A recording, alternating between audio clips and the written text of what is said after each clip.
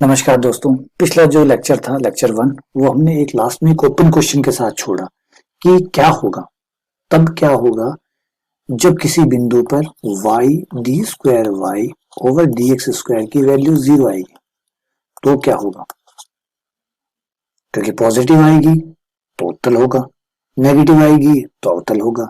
लेकिन जब पॉजिटिव और नेगेटिव दोनों ही ना आके 0 आए तो क्या होगा, तो वो पॉइंट क्या होगा, उत्तल कहलाएगा कि अवतल कहलाएगा।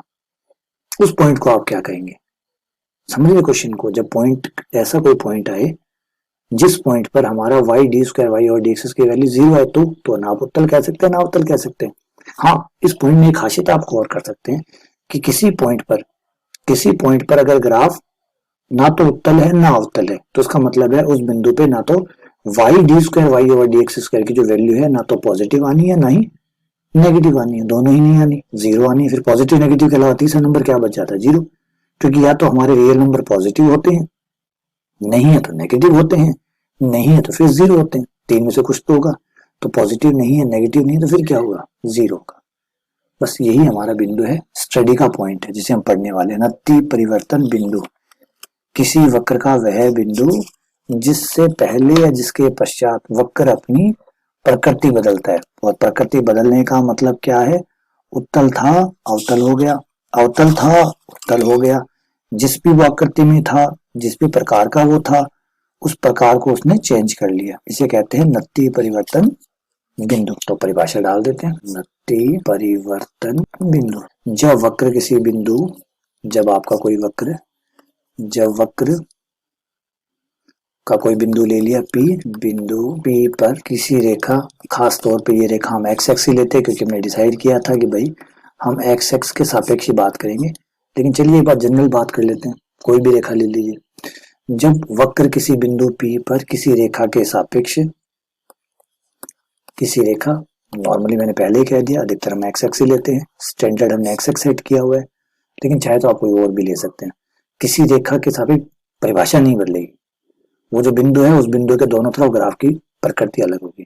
किसी सापेक्ष एक और, उस बिंदु के एक और अवतल तथा दूसरी ओर उत्तल होता है। एक और अवतल और एक और उत्तल होता है, यानी ग्राफ ने उस बिंदु पे अपनी प्रकृति को बदला है। अवतल था तो उत्तल हो गया, उत्तल था तो अवतल हो गया। चलिए मैं आपको दिखाता हूँ, इस ग्राफ को देखिए। इस ग्राफ में आपको एक पॉइंट आएगा जहां आप थोड़े सरप्राइज होंगे। कैसे, अब यहाँ देख रहे हैं, आप कह रहे हैं ग्राफ सर हमारी तरफ आ रहा है, हमारी तरफ आ रहा है, हमारी तरफ आ रहा है, हमारी तरफ आ रहा है मतलब अवतल है, हमारी तरफ आ रहा है मतलब अवतल है। लेकिन थोड़े पॉइंट के बाद में हमें पता लगता है ग्राफ हमसे दूर जा रहा है, दूर जा रहा है, दूर जा रहा है, दूर जा रहा है। तो उसका मतलब है कि नजदीक आते आते दूर चला गया। तो कहीं तो ऐसा रहा होगा जब ग्राफ ने अपनी दिशा बदली होगी, कोई तो बिंदु ऐसा रहा होगा जहां ग्राफ ने अपनी शक्ल बदली होगी। तो ये बिंदु जहां ग्राफ ने अपनी प्रकृति को बदला है, जिससे पहले वो कुछ और था उसके बाद वो कुछ और हो गया, तभी तो इसका नाम रखा है नत्ती परिवर्तन बिंदु। नत्ती परिवर्तन बिंदु, यहाँ परिवर्तन हुआ है। यहाँ जो उसकी नत्ती थी, मतलब जो उसका नियम था, जो उसका प्रारूप था, नत्ती का मतलब प्रारूप, उसकी रूपरेखा, उसकी प्रकृति, जिसमें परिवर्तन आया, इसलिए काम का नत्ती परिवर्तन बिंदु। जिससे पहले कुछ और था, जिसके बाद कुछ और हो गया। तो भाई ये नत्ती परिवर्तन बिंदु ढूंढा कैसे जाता है, तो आप एक काम करते हैं, लालटेन लेके निकलते हैं, लालटेन ले लेते ताकि रास्ता दिखता रहे, और वक्र के एक छोर से शुरू हो जाते हैं चलना, और देखते हैं क्या उस पॉइंट से दोनों तरफ ग्राफ अलग अलग है या नहीं है। किसी भी पॉइंट पर, जिस पॉइंट पर हमें दोनों तरफ का ग्राफ अलग अलग नजर आता है कि उससे पहले कुछ और था उसके बाद कुछ और हो गया, उस बिंदु पे हम रुक जाते हैं, और वो बिंदु नत्ती परिवर्तन बिंदु कहलाता है। और ऑब्वियसली बात है, यहाँ पर वो बिंदु ये है जिसके दोनों तरफ ग्राफ अलग अलग है, इसलिए नत्ती परिवर्तन बिंदु। अब इस बिंदु पे ना तो ग्राफ उत्तल है ना ही अवतल है, तो y d square y over d x square का मान ना ही तो यहाँ पॉजिटिव है ना यहाँ नेगेटिव है, दोनों ही नहीं है। दोनों ही नहीं है तो फिर जो पॉजिटिव नेगेटिव नहीं होगा तो क्या होगा, 0। और यहाँ पे एक बात भी अच्छी है कि आपको दिख रहा है कि वाई भी 0 नहीं है क्योंकि ग्राफ की ऊंचाई है। तो वाई 0 नहीं है, अगर हम वाई को उस तरफ भेज दें क्योंकि वो 0 तो है नहीं, तो वाई हमने उसको उस तरफ भेज दिया, तो d square y by d x square. हमने ये मान के चला है कि y 0 नहीं है, तो ये नत्ती परिवर्तन बिंदु की शर्त होगी कि अगर y 0 नहीं है तो इस बिंदु पे d square y over d x square का मान 0 आएगा। D square y over d x square का मान 0 आएगा। अगर 0 आता है तो वो नत्ती परिवर्तन बिंदु है। ठीक है, चलिए कुछ क्वेश्चन कर लेते हैं ताकि ये बात अच्छी तरीके से समझ में आ जाए, क्योंकि जब तक आप सवाल नहीं करते तब तक आप समझ ही नहीं पाते कि आपने क्या किया। लेकिन आप ये काम करिएगा, नत्ती परिवर्तन बिंदु को चेक करने से पहले बेटा y चेक कर लीजिएगा, कहीं y 0 तो नहीं आ रहा ना, ये आप जरूर चेक कर लीजिएगा, है ना। y 0 नहीं आना चाहिए, क्योंकि अगर y 0 आ गया तो फिर तो ये 0 आता ही रहेगा। y अगर 0 है तो फिर तो ये 0 आता ही रहेगा, इसलिए y 0 नहीं होना चाहिए। चलिए मैं आपको सवाल कराता हूँ जिससे आपको ये सारी बातें समझ में आ जाएगी। एक अच्छा सा क्वेश्चन ले लेते हैं प्रश्नावली का। प्रश्नावली के अंदर क्वेश्चन नंबर 5 है, जिसके अंदर चार दिए गए हैं, A B C D 4 question है, और चारों क्वेश्चन में नत्ती परिवर्तन बिंदु के बारे में ही पूछा गया है कि नत्ती परिवर्तन बिंदु ज्ञात कीजिए। क्वेश्चन नंबर 5 है। क्वेश्चन नंबर 5 क्या कहता है कि पहला ए कर रहा हूं मैं, ए में कहा गया ये वक्र है y बराबर 3x की power 4 minus 4x cube plus 1, ये ग्राफ है। y बराबर 3x की power 4 minus 4x cube plus 1, ये हमारा ग्राफ है। अब इस ग्राफ के हमने 2 बार अवकलन करना है और 0 करना है। ठीक है, एक बात आपको इस ग्राफ में जो है ना 3x की power 4 minus 4x cube plus 1, इस ग्राफ को आपको 2 बार अवकलन करना है, क्योंकि नत्ती परिवर्तन बिंदु में आप 2 बार अवकलन करते हैं बराबर 0 करते हैं। तो पहले dy बाई डी एक्स निकाला, पहला अवकलन किया तो ये आ गया 12 x cube minus 12 x square, एक का 0। पुनः अवकलन से d square y over d x square 36 x square minus 24 x, ये आपका d square y over d x square आ गया। अब d y by d x आपके पास है और d square y over d x square आपके पास है, दोनों हो गए। अब आप इसको 0 कर लीजिए। तो नत्ती परिवर्तन बिंदु के लिए, नत्ती परिवर्तन बिंदु के लिए d square y by d x square बराबर 0, ये बराबर 0। इससे आपका 12x बराबर 0, ये 0 कर दिया, तथा 3x माइनस 2 को 0 कर दिया। इससे आपका x का मान आ गया 0, तथा दूसरा x का मान आ गया आपका 2/3, ये x के मान आ गए। अब x के मान रख के आप y कैलकुलेट कर लीजिए। y है आपके 3x की power 4 minus 4x cube, x बराबर 0 पे y बराबर 1 आ गया। तो आपका एक बिंदु तो मिल गया 0 1, ये आपका एक नत्ती परिवर्तन बिंदु है। ठीक है, दूसरा और निकाल लेते हैं।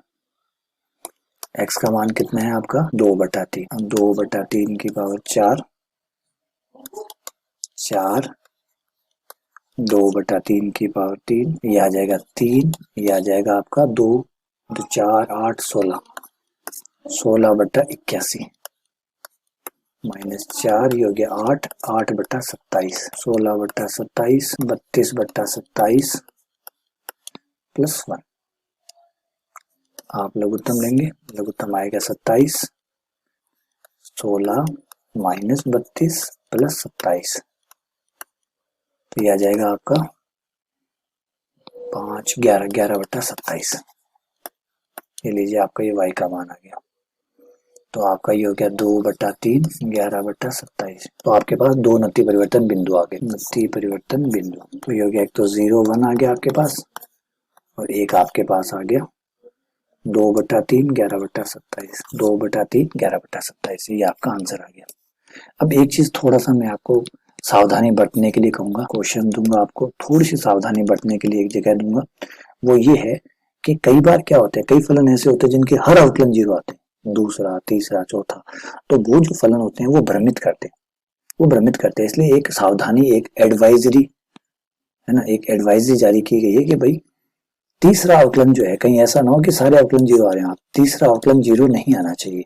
नत्ती परिवर्तन बिंदु के लिए जरूरी है कि वो जो नत्ती परिवर्तन बिंदु अगर वो सही में नत्ती परिवर्तन बिंदु है तो दूसरा अवकलन 0 आ जाएगा। ऐसा नहीं कि तीसरा अवकलन भी आपने निकाला वो भी 0 आ जाएगा, ऐसा नहीं होना चाहिए।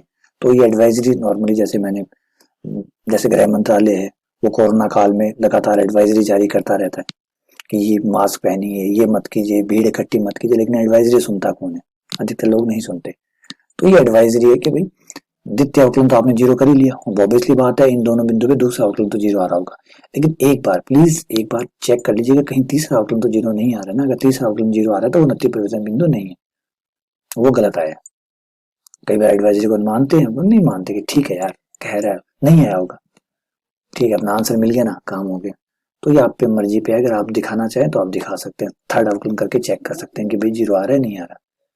तो देखिए मैं करके दिखा देता हूँ आपको। दो अवकलन आप कर चुके हैं, आप तीसरा अवकलन करने जा रहे हैं। ये आ गया आपका d cube y over d x cube, ये आ गया 72x माइनस 24, ये आपका तीसरा अवकलन आ गया। अब मैं इस तीसरे अवकलन को चेक करवाऊंगा कि कहीं जीरो तो नहीं आ रहा। डी क्यूब वाई बटा डी एक्स क्यूब मेरे पास आया है कितना, 72x माइनस 24। 72x एक बार चेक कर लेता हूँ मैं, कहीं मैंने कोई गड़बड़ तो नहीं की। 72x माइनस 24, ठीक है 72x माइनस 24 ये आया मेरा। चलिए पॉइंट पहले मैं 01 चेक कर लेता हूँ इसमें रख के, जो पॉइंट 01 है पहले मैं उसको यहाँ पे कंफर्म कर लेता हूँ कि ये तो नहीं है ना। x का मान मुझे 0 रखना है, y का मान 1 रखना है। y का मान रखने के लिए कुछ है ही नहीं तो कोई दिक्कत नहीं, ये आ जाएगा 48 जो कि 0 नहीं है, हो गया काम। इसका मतलब ये नत्ती परिवर्तन बिंदु है, ये सही है। सही है तो एक दूसरे वाले को और चेक कर लीजिए कि वो भी सही है या नहीं है। दूसरे वाला कितना है, 2/3 11/27, पॉइंट 2/3 एंड 11/27। 72 x की जगह 2/3 माइनस 24, 24 थे 72, 48 माइनस 24 बराबर 24। ये लीजिए ये भी 0 नहीं आया, इसका मतलब ये भी नत्ती परिवर्तन बिंदु है। दोनों में ही कोई डाउट नहीं आया, सही है। तो ये एक एडवाइजरी है, तो चेक कर लीजिए तीसरा अवकलन 0 आ रहा है या नहीं आ रहा है, जिससे क्या वो कंफर्म हो जाए कि जो आपने निकाला है वो सही है। नहीं, कई बार हो सकता है कि अवकलन 0 ही चल रही, तो मैं आपको जो मेन शर्त है वो दोबारा से लिख देता हूँ। यदि किसी वक्र का कोई बिंदु P, किसी वक्र का कोई बिंदु P जो बिंदु है वो नत्ती परिवर्तन बिंदु होगा यदि बिंदु P पर क्या हो, आपका सेकंड अवकलन जो है वो तो 0 हो, परंतु बट तीसरा अवकलन 0 ना हो। ये एडवाइजरी है कि दूसरा अवकलन 0 हो, दूसरा अवकलन 0 करके आप मान निकालिए, लेकिन तीसरा अवकलन 0 नहीं होना चाहिए। वो अगर है तो फिर भाई वो नत्ती परिवर्तन बिंदु नहीं हो सकता। चलिए और एक अच्छा सा क्वेश्चन कर लेते हैं, क्वेश्चन नंबर डी कर लेते हैं, 5वें का डी, जिससे क्या और बढ़िया आपको समझ में आ जाए। क्वेश्चन 5 का डी पार्ट, डी का 5वां पार्ट, डी का 5 पार्ट है x बराबर वाई क्यूब। अब यहाँ y तो लोग में फंसा हुआ है, अवकलन कैसे करें, तो भाई पहले y निकालना पड़ेगा। तो y को पहले स्वतंत्र कराते हैं सब चीजों से, 3 को इस तरफ भेज दिया, x की पावर 1/3 लोग e आधार y, फिर लोग को हटा दिया, ये e में आ जाएगा, e x की पावर 1/3, ये y आ गया, स्वतंत्र हो गया भाई, लोग को हटा दिया तो वो a की पावर में चला गया। अब दो बार अवकलन करते हैं 1 by 1, पहले dy by dx, dy by dx करते ही e का तो हम जानते ही हैं, e का अवकलन तो e होता है। दूसरा x की पावर 1/3 का अवकलन 1/3 आगे, x की पावर 1/3 में से -1, जिससे हमारे पास आ जाएगा 1/3 और ये x की पावर आगे माइनस की 2/3 और e x की पावर 1/3, ये आ गया। पुनः अवकलन कर लेते हैं, पुनः अवकलन से एक बार फिर से d² y over dx cube, दोबारा करने पर हमारे पास ये हो जाएगा 1/3 तो नियतांक है, इसको लेके क्यों घूमे, इसको बाहर छोड़ देते हैं, x की पावर -2/3 को भी बाहर छोड़ दिया, x की पावर 1/3 का अवकलन किया, e की पावर x की पावर 1/3 आ गया, खुद x की पावर 1/3 का x 1/3 आगे पावर -2/3, फिर हो गया प्लस, अगली बार e को छोड़ दिया, e की पावर x की पावर 1/3 को छोड़ दिया, माइनस का 2/3 आगे, और 2/3 में से एक पावर और कम हो गई। ये लीजिए गुणा के नियम से अवकलन कर दिया, रिपीट कर रहा हूँ, गुणा का नियम लगाया। पहली बार मैंने पहले इसका अवकलन किया और अगली बार मैंने इसका किया। गुणा के नियम से। थोड़ा सा आप सोल्व कर लेते हैं ताकि आगे मदद मिल जाए अपने को। एक तो e की पावर x की पावर 1/3 पूरे सवाल में से कॉमन है, निकाल लीजिए। x की पावर -2/3 -2/3 ये होगी आपकी माइनस की 4/3 और बटा 3 माइनस, और ये हो जाएगा हमारा x की पावर -5/3 और 2 साथ में 2/3। भाई 1/3 भी बाहर निकाल लेते यार, चलो कोई बात नहीं, आगे निकाल लेंगे। थोड़े लघुत्तम वघुत्तम लेके इसी काम कर लेते हैं। 3 को बाहर निकाल लेते हैं, 9 आ गया। e की पावर x की पावर 1/3 और इनको नीचे ले लेते हैं, x की पावर 4/3 प्लस x की पावर 5/3, ये हमारा हो गया। अब लघुत्तम ले लेते हैं, और लघुत्तम आपको पता ही है जब आप पावर का लघुत्तम लेते हैं तो पावर में हमेशा जो बड़ा होता है वो लघुत्तम आता है। तो ऑब्वियसली बात है, एक 5/3 है, एक 4/3 है, तो लघुत्तम कितना आएगा? 5/3 आएगा। तो x की पावर 5/3 में से 4/3 कट गया, और पावरें कटती नहीं है बल्कि घटती है, तो 5/3 में से 4/3 गया, कितना बच गया? 1/3। तो ये x की पावर 1/3 यहाँ गया, माइनस का 2, x की पावर 5/3 कट गया, 2 आ गया। ये लीजिए, ये चीज आ गई आपके पास। अब आपके पास सेकंड अवकलन आ चुका है, तो चेक कर लीजिए। हम d² y/dx² आ चुका है, इसको 0 कर देते हैं। 0 पुट करने पर ये हमारे पास आ गया 1/9, और भाई ये e वाला भी है साथ में, e की पावर x की पावर 1/3, और ब्रैकेट में है हमारे पास x की पावर 1/3 माइनस का 2 बट्टा x की पावर 5/3 बराबर में 0। ये पावर भाई आपकी इधर से नीचे वाली सीधी इस तरफ चले गई, ये भाई साहब भी इधर चले गए, 1/9 भी आपके इधर चले गए। ई को भेजने में हमें कोई दिक्कत नहीं है, क्योंकि ई का मान कभी 0 नहीं होता। चरघातांकी फलन का मान कभी 0 नहीं होता। याद होगा एक लॉगरिथम का मैंने लेक्चर डाला था, उसमें समझ आया था कि ई कभी भी 0 नहीं हो सकता। चरघातांकी फलन का मान कभी 0 नहीं आता, कभी भी नहीं आता, किसी भी हाल में। 0 से हमेशा बड़ा आता है, 0 से हमेशा बड़ा आता है। चरघातांकी फलन चाहे कोई भी हो, उसका मान कभी 0 नहीं आता, हमेशा 0 से बड़ा मतलब प्लस का ही आता है। तो हम इसे सेफ है, हम भेज सकते हैं। भेज दिया, x की पावर 1/3 माइनस 2 बराबर 0। इससे हमें x की पावर 1/3 बराबर 2, इससे x की पावर बराबर 2 की पावर 3, जो कि हमारा आ गया 8। x बराबर हमारे पास आ गया 8। तो बेटा x का मान आ गया, x का मान रख के y निकाल लीजिए। y है हमारा e x की पावर 1/3, और x का मान क्या? 8। ये 8 की पावर 1/3, जो कि क्या हो गया? e की पावर 2 हो गया। x बराबर 2 पे y का मान आ गया, तो आपको नत्ती परिवर्तन बिंदु आपको मिल गया। एक नत्ती परिवर्तन बिंदु मिल गया है। एक तो x का मान 2 आया, 8 आया, और y का मान e² है। अब यहाँ पर बेटा आपको एक बहुत जबरदस्त चीज मैं बताने वाला हूँ, बहुत जबरदस्त चीज आपको बताने वाला हूँ यहाँ पे, कि जब मैं बचपन से एक चीज पढ़ता है कि लर्न विद एक्सपर्ट। हमेशा जब भी आप कुछ सीखो तो उस क्षेत्र का जो भी विशेषज्ञ है उससे सीखो, कभी भी नो सीखो से कभी मत सीखो। आपको लगता होगा कि सीखने में क्या बुराई है, क्योंकि हम नॉर्मली यही पढ़ते हैं कि भाई सीखिए, जिससे चाहे मिले उससे सीखिए। ये छोटा मोटा सीखने की बात नहीं है।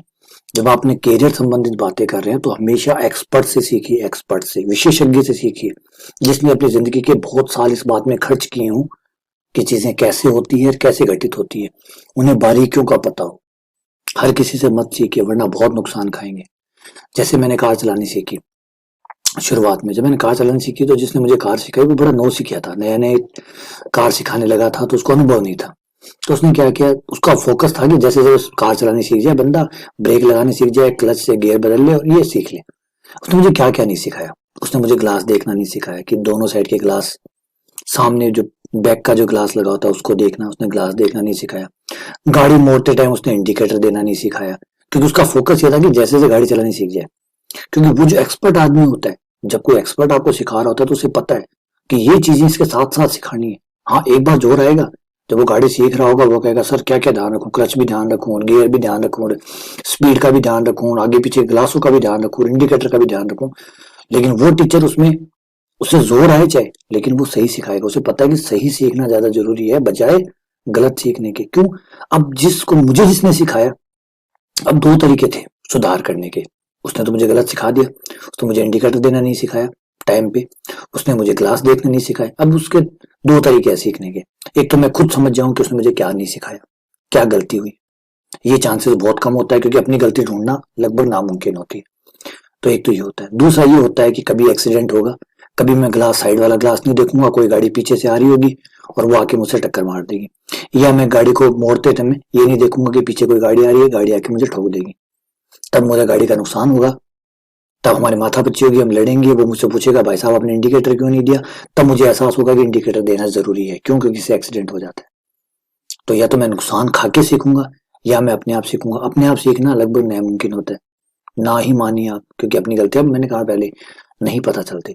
आपने पीछे क्या क्या गलत पढ़ा है उसको आप ढूंढ पाएंगे आज, और ट्राई है तो ट्राई करके देख लीजिए। बता दीजिए आपने क्या क्या गलत पढ़ा है, बता सकते हैं तो आप कहेंगे नहीं सर पता ही नहीं है, लगता सब ऐसे लगता है सब कुछ सही पढ़ा है। मैंने कोर्स बना रखे बेसिक मैथमेटिक्स में, जाकर देखिए आपको। अब तक मैं उसमें 20 लेक्चर्स अपलोड कर चुका हूँ। उसमें 20 लेक्चर में मैंने गलतियां बताई है कि क्या क्या बच्चे गलतियां करते हैं, क्या सीखते हैं, कितनी गलतियां हमें छोटी क्लासों में सिखाई जाती है। और मैं हजारों गलतियां बता सकता हूँ जो हमें छोटी क्लासों में जो टीचर है वो गलत सिखाते हैं, गलतियां करते हैं। इसीलिए कहा जाता है कि लर्न विद एक्सपर्ट। अब देखिए मैं आपको अभी किताब में भी गलती करके दिखाऊंगा, तो किताब में भी गलती है। क्या गलती है, कहाँ गलती हुई है, आइए दिखाता हूँ मैं आपको हमने गड़बड़ कहाँ की। यहाँ आ जाते हैं इसमें। यहाँ आप देखेंगे कि x का मान अगर 0 हो, अगर x का मान 0 तो डिवाइडेड बाय 0 हो जाएगा। डिवाइडेड बाय 0 को अपरिभाषित कहा जाता है। अपरिभाषित नत्थी परिवर्तन बिंदु की जो शर्त होती है वो सिर्फ सेकंड अवकलन 0 होना नहीं होता, बल्कि अगर सेकंड अवकलन अनडिफाइंड आ रहा है, अपरिभाषित आ रहा है, तो भी अलाउड है। यानी नत्थी परिवर्तन बिंदु की शर्त सिर्फ 0 होना नहीं है, सिर्फ 0 होना नहीं है। अभी दिखाऊंगा मैं आपको, देखिए किताब में सिर्फ 0 वाली कंडीशन लिखी हुई है। नत्थी परिवर्तन बिंदु के लिए जो आपका सेकंड अवकलन है d square y over d x square, वो 0 होना चाहिए, ये भी सच्चे है। और अगर 0 ना हो तो अनडिफाइंड हो तब भी चलेगा। अनडिफाइंड होता है अपरिभाषित। अपरिभाषित होता है जब आप डिवाइडेड बाय 0 करते हो, कोई संख्या है ऊपर और आप उसे डिवाइडेड बाय 0 करते हो। ए ले लिया जो 0 कुछ भी है, 0 नहीं है क्योंकि वो 0/0 हो जाएगा। ए कोई संख्या है उसमें आप 0 का भाग देते हैं, अनडिफाइंड कहते हैं। तो अगर अनडिफाइंड भी आता है किसी बिंदु पे तो वो भी उस बिंदु पे भी नत्थी परिवर्तन बिंदु बनेगा। नहीं यकीन आपको? चलिए दिखाता हूँ। गूगल में चलते हैं और सर्च करना शुरू करते हैं point of inflection. Point of inflection. अब ये पॉइंट ऑफ इन्फ्लेक्शन मतलब नत्थी परिवर्तन बिंदु को इंग्लिश में मैंने टाइप किया गूगल पे। अब यहाँ आइए, inflection point are the points where the function change concavity from being concave up and being concave down. मतलब एक तरफ कॉन्केव अप, तो जो उच्च ये जो उत्तल और अवतल होते हैं इसको कॉन्केव अप और कॉन्केव डाउन भी कहते हैं। In similar the critical points in the first derivative inflation point will occur. Inflation point जो होता है वो हमें कहाँ मिलता है? Will occur when the second derivative मतलब द्वितीय अवकलन इज आइदर 0 एंड अनडिफाइंड। 0 हो या फिर अनडिफाइंड हो, वहां पर हमें पॉइंट ऑफ इन्फ्लेक्शन मिलता है। यानी अनडिफाइंड वाला जिस पर पॉइंट पे अनडिफाइंड आता है वो भी बेटा काउंट होता है। अब आपकी किताब में आप ढूंढ के देख लीजिए, कहीं नहीं लिखा हुआ अनडिफाइंड। आपकी किताब में लिखा हुआ है कि d square y by d x square 0 होना चाहिए और थर्ड अवकलन 0 नहीं होना चाहिए, लेकिन नहीं, यहाँ पे कारण लिखा हुआ है अनडिफाइंड भी चलेगा। ये देखिए इतनी बड़ी गलतियां हो जाती है। ये गलतियों का नुकसान आपको कंपटीशन में चुकाना पड़ता है, कंपटीशन में। क्योंकि यहाँ तो कोई दिक्कत नहीं, यहाँ तो आपके 70 आने वाले होंगे, 70.1 आ जाएंगे या 70.59.1 आ जाएंगे, थोड़े 2-3 नंबर कट जाएंगे या जुड़ जाएंगे और ये गलतियां कोई पकड़ भी नहीं पाएगा। जब कंपटीशन में आप जाओगे वहां पे एक एक नंबर मायने रखेगा, एक एक नंबर। वहां पे पेपर बनाने वाले को 10 लाख बच्चों में से 100 बच्चे छांटने, तो वो पेपर कैसा बनाएगा? आप ही सोच लीजिए। आपके पास, आपको मैं परमिशन दूं कि भैया आपको अलाउड करूं कि आपको 100 बच्चे छांटने हैं 10,000 बच्चों में से या 10 लाख बच्चों में से या 1 करोड़ बच्चों में से, तो आप क्या करेंगे? और आपको पेपर बनाना है, कैसा पेपर बनाएंगे? इजी। अगर आप इजी पेपर बनाएंगे तो क्या 10 लाख में से 100 छांट पाएंगे? नहीं छांट पाएंगे। तो पेपर कैसे बनाएंगे? बहुत टफ। अब बहुत टफ भी आपको कैसे बनाना होगा? टफ का मतलब क्या कोई ना कर पाए? नहीं, आपको ऐसा बनाना होगा जिससे टाबर गलतियां करे, बच्चा गलतियां करे, नेगेटिव मार्किंग हो, बच्चा नेगेटिव मार्किंग करे ताकि उसके माइनस के नंबर कटे, माइनस के नंबर कटे पीछे चला जाए। तो आप इस तरीके का पेपर बनाएंगे जिसमें नेगेटिव मार्किंग होगी। नेगेटिव मार्किंग वो तभी करेगा जब बच्चा कॉन्फिडेंट होगा कि मैं सही हूं, लेकिन सही मायने में वो गलत है। उसे लगे कि मैं सही हूं लेकिन सही मायने में वो गलत हो, तो कॉन्फिडेंस भी होना चाहिए, क्योंकि अगर उसे पता चल गया कि मुझे डाउट है, डाउट है, अटेम्प्ट ही नहीं करेगा क्वेश्चन को, तो उसको डाउट नहीं होना चाहिए, उसे पता ही नहीं होना चाहिए कि वो गलत कर रहा है, उसे विश्वास होना चाहिए कि वो सही कर रहा है। इस तरीके से गलती की जाती है। तो यहाँ हमारी गलती क्या हुई, आइए पकड़ते हैं। यहाँ पे x बराबर 0 पे क्या आएगा, हमने d square y by d x square निकाल लिया, लेकिन परंतु x बराबर 0 पर ये अपरिभाषित है। देख लीजिए, x बराबर 0 पर आपका जो सेकंड अवकलन है d square y by d x square undefined हो जाएगा, क्यों, ऊपर 0 माइनस का 2 एक की पावर 0 जो कि 1 हो गया, 1/9 माइनस का 2/9 ऊपर आ जाएगा माइनस का 2/9 टोटल, और नीचे आ जाएगा 0 जो कि अपरिभाषित है। और जैसा कि पॉइंट ऑफ इन्फ्लेक्शन नत्ती परिवर्तन बिंदु की परिभाषा है, उस बिंदु पे या तो 0 आना चाहिए, सेकंड अवकलन सेकंड डेरिवेटिव या तो 0 आना चाहिए, ना आए तो अपरिभाषित आना चाहिए। तो x बराबर 0 पे अपरिभाषित है, तो इसका मतलब x बराबर 0, इसलिए x बराबर 0 भी एक नत्ती परिवर्तन बिंदु है। देखा कितनी बारीकी छुपी हुई है। तभी तो मैंने पहले नहीं समझाया था कि लर्न विद एक्सपर्ट। अधिकतर टीचर जो नए नए टीचर बनते हैं वो क्या कहेंगे, 1-0 आ रहा है वो गलत है, पीछे आंसर ही गलत है, वो बस ये 8 ई स्क्वायर वाला जो है ना ये सही है, बाकी ये तो कोई गलती से आ गया, ये नहीं है। देख लो, आप खुद ही चेक कर लो, नहीं आ रहा है इस पे। तो बेटा समझो इस बात को, बहुत फर्क डलता है। जैसे आप नेट जैसे, IIT जैम जैसे, TIFR जैसे बड़े एग्जाम में जब आप जाते हैं ना, पूरी तैयारी के साथ जाना पड़ता है, बारीकियों के साथ जाना पड़ता है। बिंदु है क्योंकि d square y by d x square अपरिभाषित है, इस पर सेकंड अवकलन अपरिभाषित आ रहा है। चलिए x का मान 0 रख के y निकाल लीजिए, की पावर 0 बराबर 1। तो ये नया बिंदु आ गया, x का मान 0 और y का मान 1। एक और नत्ती परिवर्तन बिंदु आ गया 0 और 1। उम्मीद करता हूँ कि इस लेक्चर से आपको नत्ती परिवर्तन से जुड़ी हुई सारी चीजें समझ में आ गई होगी। चलिए मैं आपको उसको ग्राफ से और वेरीफाई करवा देता हूँ कि मैंने, ये लीजिए ये रहा आपका ग्राफ, ठीक है, x बराबर log y की पावर 3।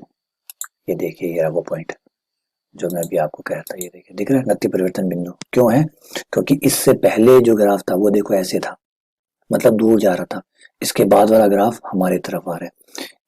इस जीरो से पहले ग्राफ की डायरेक्शन ऊपर की ओर थी, और जीरो की इस पॉइंट के बाद में हमारा ग्राफ नीचे की तरफ आ रहा है, मतलब ये शेप यहाँ से बदल गई है, यहाँ उत्तल था और यहाँ अवतल है। इसका मतलब 0-1 अगर हम भूल जाते तो हम इस क्वेश्चन को गलत कर बैठते। समझ में आ गया होगा। चलिए बहुत बहुत धन्यवाद, ध्यान से देखिए, अच्छे से पढ़िए, बारीकियों को ध्यान में रखिए, क्योंकि बारीकियां अगर आप जानते हैं तो ये आपको भीड़ से अलग करता है। सामान्य बातें सबको पता होती है, स्पेशल बातें आपको पता हो तो आप भीड़ से अलग होते हैं, और स्पेशल बातें सिर्फ एक्सपर्ट ही बता सकते हैं। चलिए बहुत बहुत धन्यवाद।